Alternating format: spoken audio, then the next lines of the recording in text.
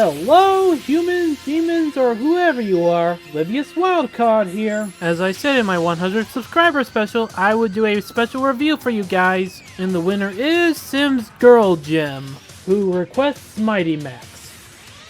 Anyone remember Mighty Max? No?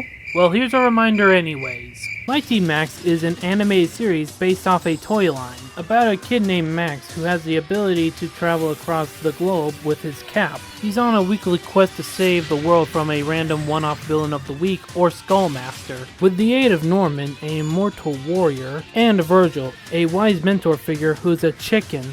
Foul, actually. Shut up, Virgil. It ran for 2 seasons with 40 episodes in total from 1993. Wait, is the show nearly 30 years old? Huh, in 1994. And don't mind me, I'm just gonna talk about the toys for a second. Created by Bluebird, these are tiny, compact playsets you could put in your pocket. It was a boys' offshoot of Polly Pockets as well. These toys aren't something that would appeal to me personally. The idea was probably better pulled off in Polly Pocket.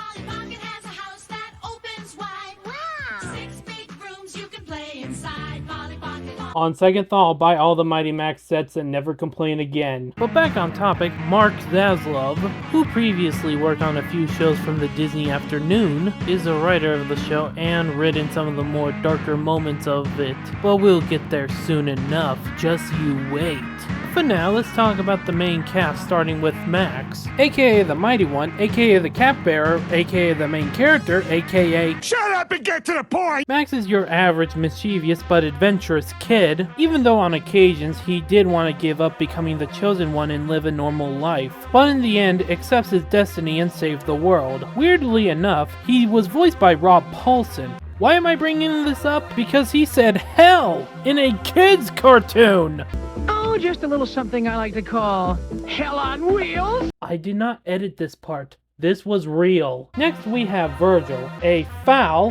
Hope you're happy. He teaches and mentors Max into following his destiny, despite him getting annoyed with Max's carefree attitude. He's also part of an endangered species that I cannot pronounce, so I'm just gonna put what they're called on screen. The rest was destroyed by Skullmaster, by the way. Also, the messages he sends Max to meet him gets pretty ridiculous at points. Mighty Max, go to 4th and Elm.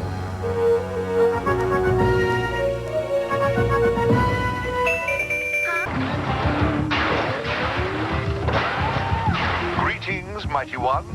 Verge? You must go downtown to Kenny's Quickie Car Wash at once. Mighty One, the world has need of you. Virgil? What are you doing in a computer game? Waiting for you, as usual. Now hurry and use the portal by elevator 6. As you heard, he's voiced by the late Tony Jay. Rounding out the trio is Norman, the badass warrior who plays the role of Max's bodyguard. He even likes Max's sense of humor as opposed to Virgil. He also has a tragic backstory where he failed to save his father from a one-off villain. And he was even Thor at one point of his life. And I want to mention one more thing about Norman. Take a shot every time he eats something for breakfast. The rest of the cast, however, is small but works to the show's benefits. As we have Max's mom, who was never given a name. She's an archaeologist working at the museum, which means she isn't the only one giving exposition dumps. She's a parental figure who knew about Max's mission to save the world, long before Kim Possible or even the Powerpuff Girls was even a thing. One last thing to mention about her is that for some reason I ship her with Norman. I don't know why, I just do. Bee is not only the best friend but also a possible love interest for Max, and even goes on Max's adventures from time to time, which is more than I can say for poor Felix over here. Come on, man! Trailblazing time! Ready to roll, bro! Greetings, Mighty Max. Oh, no! Oh yes, the world has need of you yet again. Go to the bandstand in the town park and take the portal you find there. And hurry! Last but not least, oh wait, it's least, we have the big bad of the show, Skullmaster, or as I like to call him, 90s Skeletor. Unlike everyone else, I don't know how to properly explain Skullmaster. How do I describe a character that is so unapologetic pure evil? Alas, Poor Hanuman. Ah, well, he'll soon have company. And the last to die will watch the first 5 go before him. Secrets are bad for the soul, Venerable One.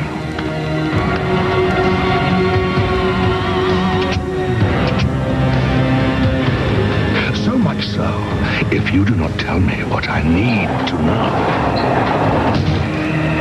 I shall be forced to teach you to fly. But it is impossible. Pity. Other than mentioning Tim Curry voicing him, I have nothing more to add, beside the clips I just showed you. Each of the episodes were based off a playset from the show, whether they be dealing with a few aliens, going to Egypt twice, facing off a skeleton Cyclops, meeting cavemen, encountering a darker take on Splinter, being chased by a bird holding a skull, exterminating vampire flies, and whatever the fuck this thing is. Remember how I foreshadowed the show getting dark? Well, this here is the payoff. In the episode Clown Without Pity, the trio meet a clown who brainwash and enslave children by turning them into freaks. His endgame was turning the whole world into freaks, but the fact that he was able to do this to children makes it a little darker in my eyes. Next is the episode The Axeman Cometh. Someone from Norman's past known as Lakia returns and gone on a killing spree. I want to bring this episode up because despite being off screen, people legitimately die. And who could forget the Atlantean zombie episode literally called Bring Me the Head of Mighty Max? Not me, that's for sure. One last episode I want to bring up because in my opinion, this is the show at its peak. This episode was called The Magnificent Seven, an episode where Max has to bring the band back together and reunite these mystical legendary heroes to do battle with Skullmaster one last time. Key words here, one last time, as they sacrifice themselves so Max and the gang can fight another day. This episode showcases what I like about this show, whether that be the mature storytelling or the diverse cast and locations, all of this not being toned down for children. Oh yeah, might as well get this out of the way. For some reason, the show has PSAs at the end of every episode so the parents won't complain. They still complain about the violence and death anyways. Speaking of which, Norman and Virgil die, Skullmaster wins, and Max has to reset the timeline. And you know what that means? That's right, the show ends on a motherfucking cliffhanger! Why must the good die young? Though admittedly and surprisingly, I'm not bothered by it, as it's more of an ending that leaves things open-ended for a possible 3rd season. Sadly, the show never got a 3rd season since the show's cancellation. In conclusion, Mighty Max is a 90s hidden gem. I recommend watching this cartoon nowadays for its dark themes, amazing writing, and diverse locations. If you ever want to watch the show for yourself, there's a link in the description to a playlist that I made. With that being said, please like, share, and subscribe. And remember, if you want to succeed at life, you gotta make a deal with hell. Now if you'll excuse me, I'm gonna go cope with the fact that this show is dead by requesting Mighty Max for Toon All-Star Slam. I don't know, just roll the outro.